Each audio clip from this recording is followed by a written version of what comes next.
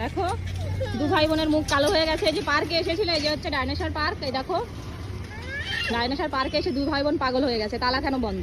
এই দুপুর সময় তোমাদের জন্য কে তালা খুলে রাখবে? শিবাঙ্গী কি হয়েছে? ওই দেখো তালা বন্ধ।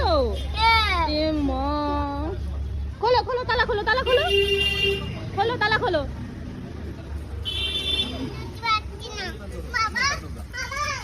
এই চাবিটা খুলবে? এই চাবি দেখো নাও, বুলেটের চাবি চাইছে, গেট খুলবে, দেখি কি করে।